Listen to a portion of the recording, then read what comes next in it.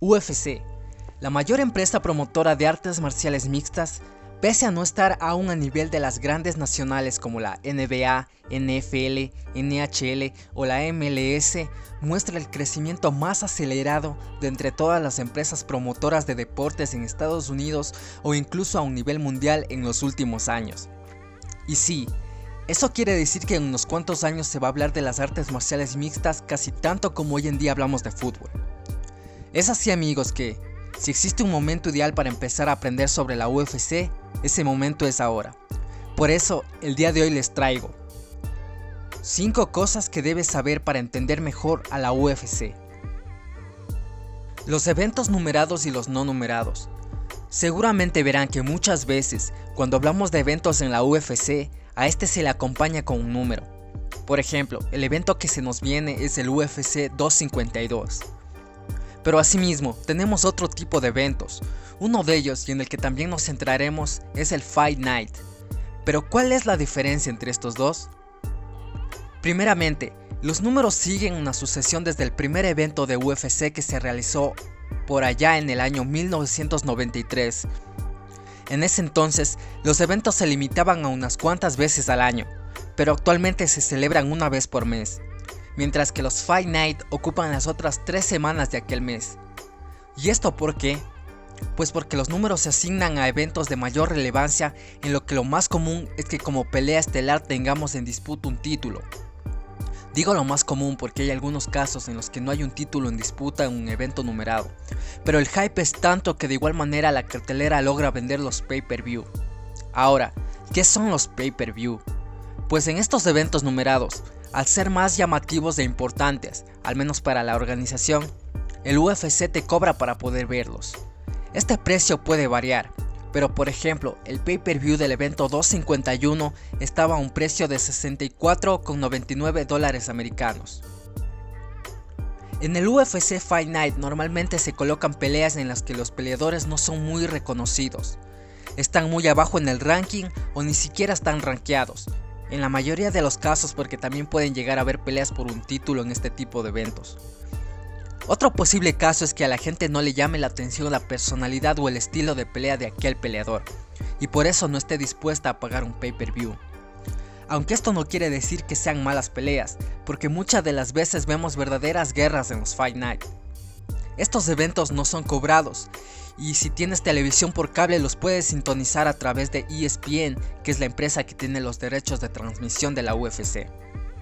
En resumen, podemos decir que en los eventos numerados, al menos en la cartelera principal, se colocan peleas que den espectáculo y vendan mucho, obviamente para poder cobrar. Categorías de peso y rankings. En la UFC tenemos una categoría femenina y una masculina, pero dentro de estas categorías también tenemos una subdivisión por peso.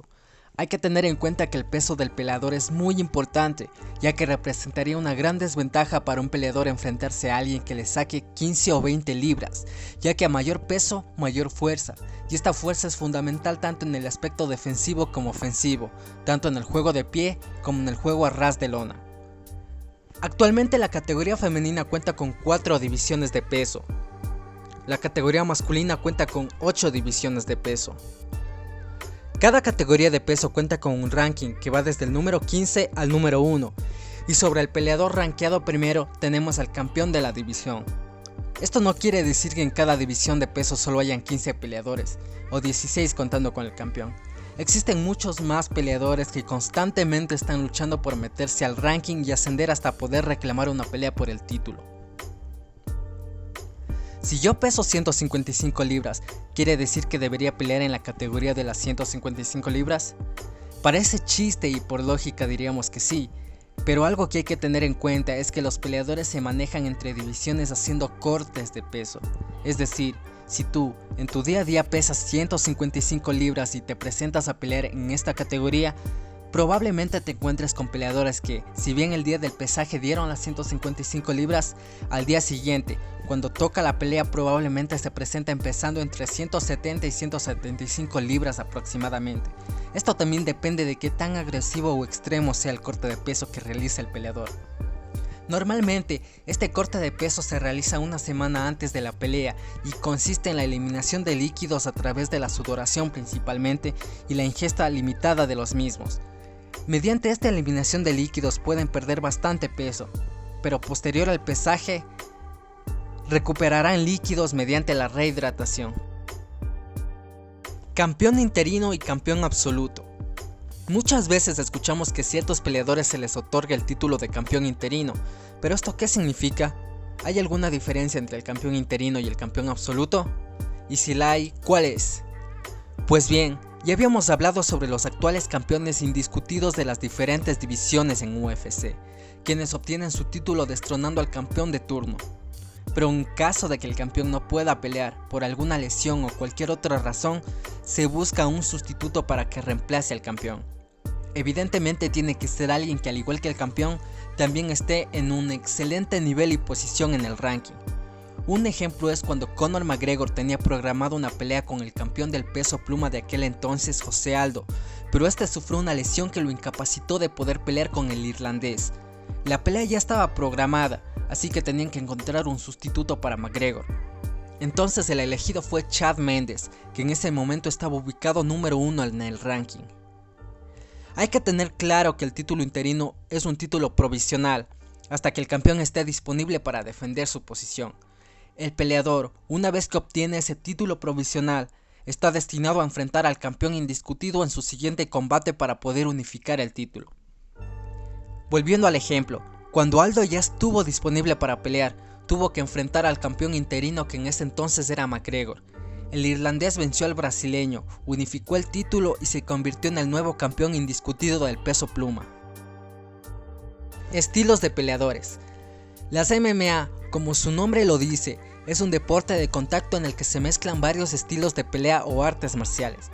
El objetivo del profesional es adaptar de la mejor manera las técnicas para ser el más dominante tanto de pie como a ras de lona.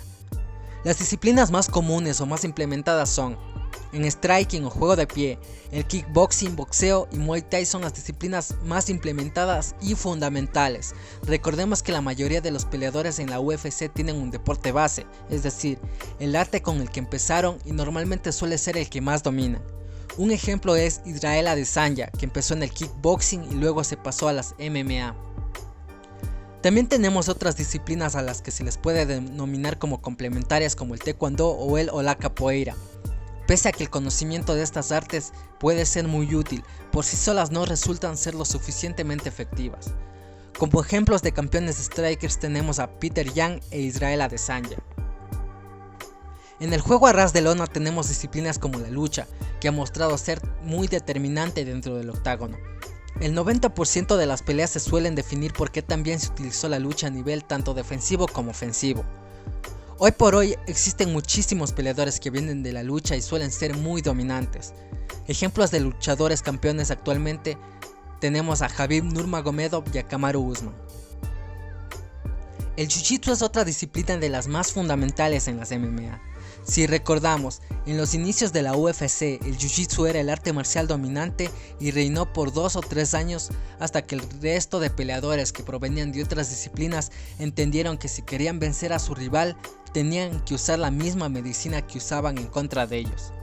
Si por A o B circunstancia la pelea se va al piso, es fundamental tener un control del Jiu-Jitsu para poder someter a tu rival o para poder evitar que te sometan.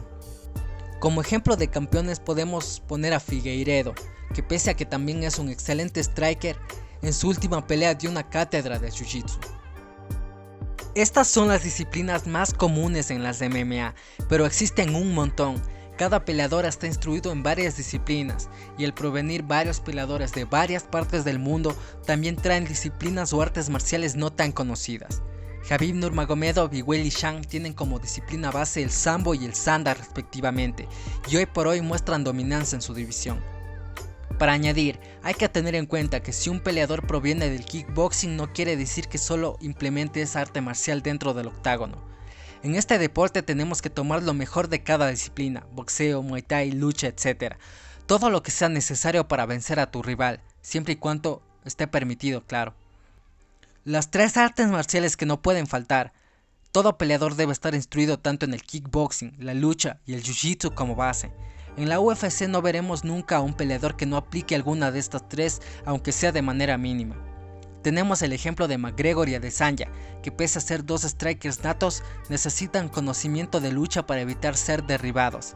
Se puede decir que estos deportes son básicos si quieres practicar MMA.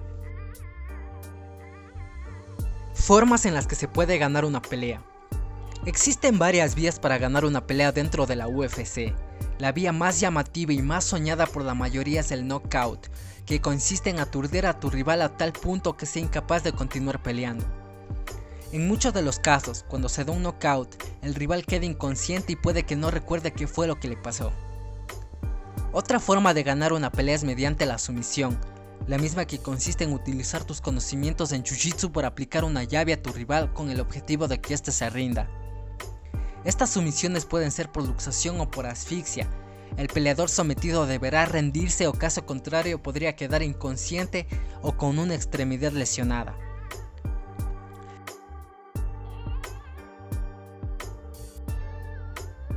El knockout técnico difiere del knockout a secas en que el referee interviene y para el combate antes de que el peleador quede totalmente inconsciente o aturdido. Esto lo hace cuando observa que el peleador sigue consciente en gran parte, pero no hace lo suficiente para defenderse. Otra forma en la que se dicta el knockout técnico es cuando el referee observa que el peleador tiene alguna herida que resulta ser muy peligrosa si la pelea continúa. En esos casos se le pide una opinión al doctor encargado, que después de un chequeo le informa la gravedad del asunto al referee y ya este decide si parar la pelea, que es lo que normalmente se hace.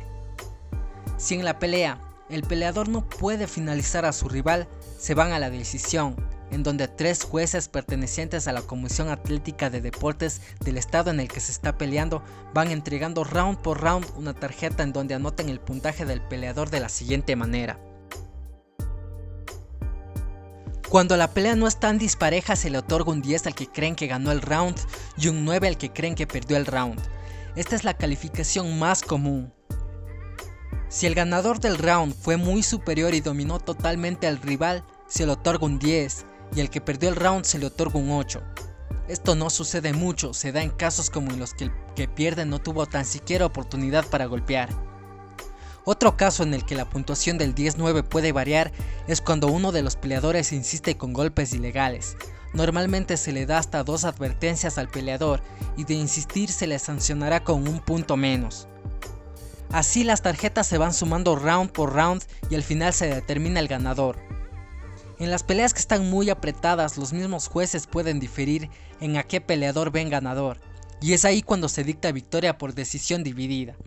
Si los jueces concuerdan todos en cuál creen que ganó la pelea, se dicta ganador por decisión unánime. Esto es todo por hoy, amigos. Si tienen alguna duda o su opinión difiere con la mía, déjenmelo saber en la caja de comentarios. Si les gustó el video, apóyenme con un like y suscríbanse que subo videos semanalmente. Nos vemos en el próximo video. Adiós.